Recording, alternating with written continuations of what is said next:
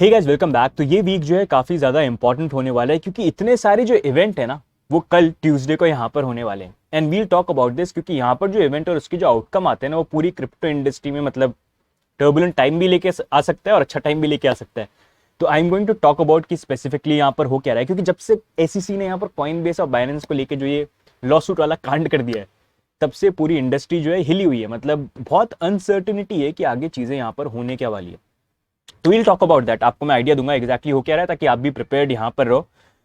लेकिन सबसे पहले हम बात करते हैं बिटकॉइन के बारे में, जो करंटली यहाँ पर $26,000 पे ट्रेड कर रहा है। इन अ वे वीकली ओपनिंग जो थी वो 200 वीकली मूविंग एवरेज के नीचे हुई, which is not good, but still अगर हम देखेंगे अभी भी हमारा जो फॉलिंग वेज है उसके अंदर ही है कम से कम यहाँ पर बिटकॉइन की प्राइस। $25,200 का ये जोन है जहाँ पर ये ट्रेंड लाइन अपनी अकॉर्डिंगली आ जाती है।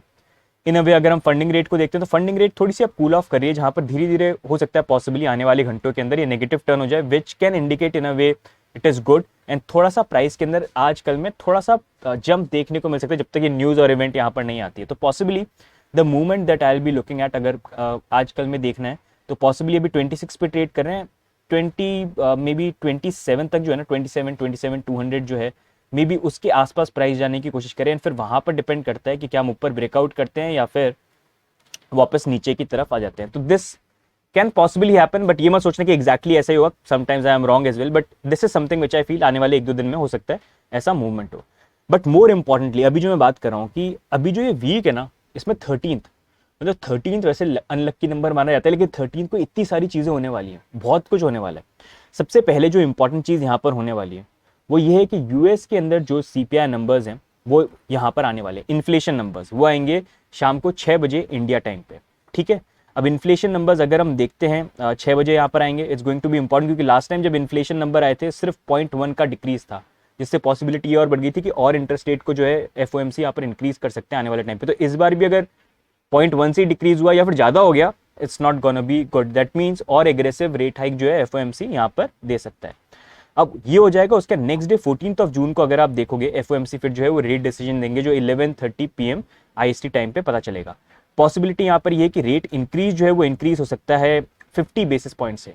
74% तो मार्केट में अभी लोगों का कंजम्पशन ये है कि 74% चांसेस ये है कि इस बार 50 बेसिस पॉइंट से इंक्रीज होगा, और 25% का ये मानना है कि 5.25 जो है उससे इंक्रीज यहाँ पर हो सकता है। तो this is what market is overall thinking, but we'll have to see. तो पहली तो यहाँ पर ये चीज होगी 13th ऑफ जून को कि इन्फ्लेशन नंबर जो है वो आने वाले हैं, 14th को यहाँ पर एफओएमसी का। तो ये टाइम आप समझ जाओ, इस टाइम पे तो वैसी मार्केट जो ऊपर भागता है, ये मीटिंग होने से पहले थोड़ा ऊपर भागता है और फिर मीटिंग पे रिजल्ट आने का थोड़ा ऊपर नीचे करके और फिर अपना फाइनल मूव करता है। ठीक है, अब ये तो चीज यहाँ पर हो गई।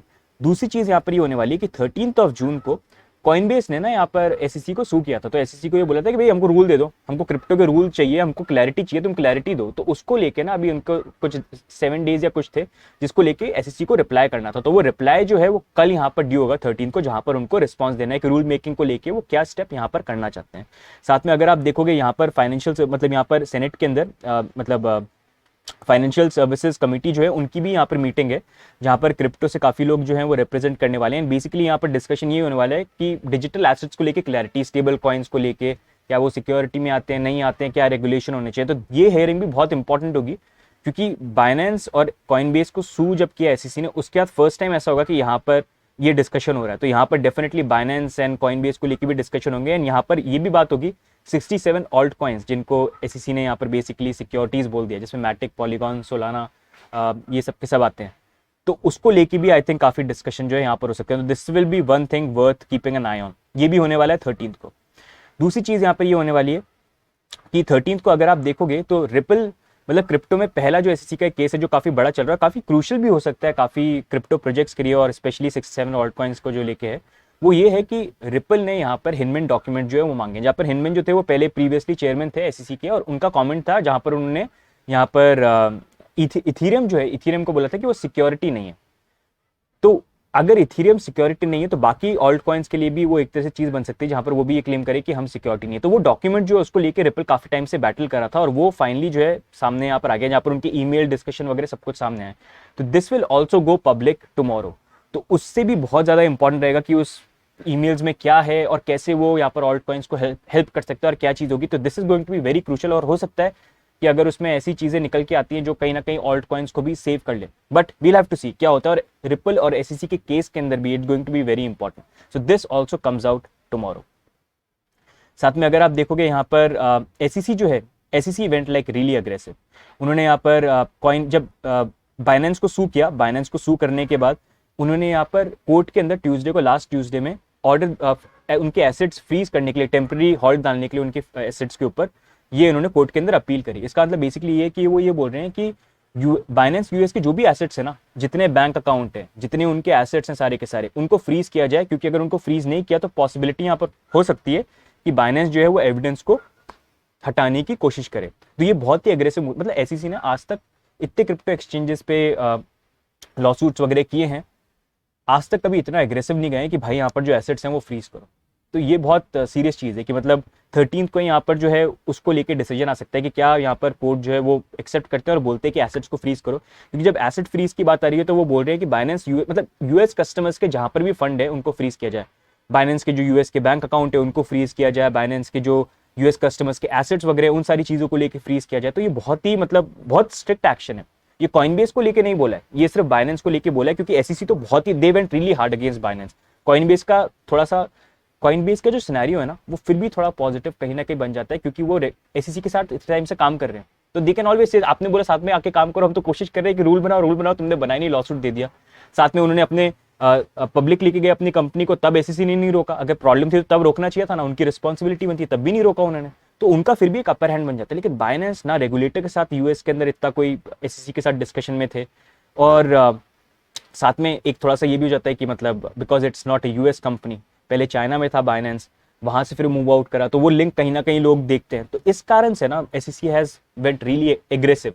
और एफटीएक्स वाला कांड तो आप जानते ही हैं, lot of politicians were funded by Sam was paying them, लेकिन वो बाद में पकड़ा गया। तो बाद में जब उसका डाउनफॉल आ गया तो वो काफ़ी नेगेटिव हो गया इंडस्ट्री के लिए। तो उसका भी जो थोड़ा सा झटका जो है यहाँ पर है, मतलब पेन जो है यहाँ पर है। एंड कहीं ना कहीं उसमें सीजी को भी इनडायरेक्टली लोग जो बैंक रन या क्रिप्टो रन हुआ था जहाँ पर लोगों ने विड्रॉ किए थे, उसके लिए लोग जो है यहाँ पर ब्लेम करते हैं। तो इसी कारण से they are going really aggressive यहाँ पर। मतलब उन्होंने एक तो ये बाइनेंस यूएस जो उसके एसेट्स फ्रीज करने के लिए, और बाकी जो एंटिटीज हैं जो बेसिकली यहाँ पर सीजी कंट्रोल करते हैं, जैसे इन्होंने एक सिग्मा का नाम लिया है, और सिग्मा को लेके ये बोलते हैं कि ये सीजी कंट्रोल करते हैं।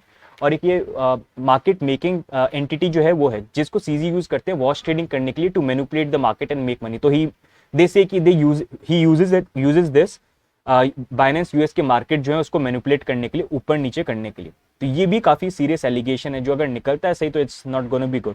तो इन सारी चीजों को लेकर वो एसेट्स फ्रीज करने की बात करिए। बाइनेंस का तो ये बोलना है कि Binance.com जो है उसके एसेट्स तो यहाँ पर फ्रीज नहीं होंगे, बस यूएस के एसेट्स की बात करिए। लेकिन देखना अब ये है एसईसी कौन से एसेट्स को यूएस के एसेट्स मानती है और कौन से एसेट्स को बाहर के एसेट्स मानती है। एंड जब बैंक अकाउंट वगैरह फ्रीज होते हैं तो क्या होते हैं, और बाकी जो एंटिटीज है उसको लेके। तो दैट्स वाई मतलब there is a lot to take in and lot of things जो अभी यहाँ पर 13th को होने वाली है। 13th को देखते हैं अब क्या यहाँ पर जो है चीज़ें जो है किस तरह से प्ले आउट होती है और क्या यहाँ पर होती है। इसलिए थोड़ा सा केयरफुल रहना, टर्बुलेंट टाइम है। एंड स्पेशली बाइनेंस को लेके सबसे ज़्यादा या कॉइनबेस से ज़्यादा जो कंसर्निंग चीज़ है ना, दैट्स विद बाइनेंस। क्योंकि जिस तरह से एसईसी ने यहाँ पर पूरा, मतलब I been reading the document, जिस तरह से उन्होंने चीज़ों को मेंशन किया, उन्होंने साफ साफ ये बोला है कि इनकी तो कोशिश ये थी कि यूएस के अंदर कैसे रूल्स को अवॉइड करके हम यूएस कस्टमर्स को कैसे अपने एक्सचेंजेस पे ला सकते हैं, कैसे इन्होंने प्लान करके बाइनेंस यूएस, मतलब इनका तो साफ साफ ये बोलना है कैसे इन्होंने प्लान करके बाइनेंस यूएस को बनाया, क्योंकि इनको पता था कि पीछे से गड़बड़ कर रहे हैं और काफ़ी सारी चीज़ें यहाँ पर हैं। प्लस अगर आप देखोगे ना, बाइनेंस यूएस के पुराने सीईओज भी हैं जो काफ़ी ज़्यादा यहाँ पर एसईसी और रेगुलेटर्स के साथ टच में, जो अमेरिकन है। तो उसको लेके भी there are lot of things that are there. तो इसी कारण से अब देखते हैं कि यहाँ पर जो चीज़ें हैं कैसे अनफोल्ड होती हैं, क्या होती है, और क्या यहाँ पर जो एसेट्स फ्रीज की बात हुई है क्या वो होता है। और जब वो होगा ना तब हमको क्लैरिटी पता चले। अभी भी चीज़ें जो है अनफोल्ड हो रही है धीरे धीरे, बहुत सारी चीज़ें यहाँ पर पता नहीं है। तो अब ये इस वीक में जब ये चीज़ें होती हैं विल गेट टू नो। तो इसलिए थोड़ा सा प्रिपेयर हो जाना 13th ऑफ जून के लिए। 13th ऑफ जून थोड़ा सा ध्यान रखना अपने ऑर्डर्स को और सारी चीज़ों को लेके। एंड बस यही तो, ये गाइज आज के वीडियो का जो है अपडेट है बीटीसी को लेके भी एंड ये मार्केट को लेके भी। बाकी what are your viewpoints, do let us know, and if you like these updates do subscribe, because market down हो अप हो इट डजेंट मैटर। अगर इंपॉर्टेंट अपडेट है we always bring it for you in a unbiased way, right, ताकि कहीं ना कहीं आप सुन के you get some idea and कुछ आपको हेल्प यहाँ पर हो पाए। तो उसी कारण से लाइक का बटन दबाई देना। बाकी वीकली अपडेट जो है वो कल आएंगे, तो उसको भी आप देखना, उसमें lot of stuff we have covered, so definitely check that out. तो आज की वीडियो में गाइस इतना ही, बाकी मिलेंगे हम नेक्स्ट अपडेट के अंदर। तक के लिए bye and take care, bye bye.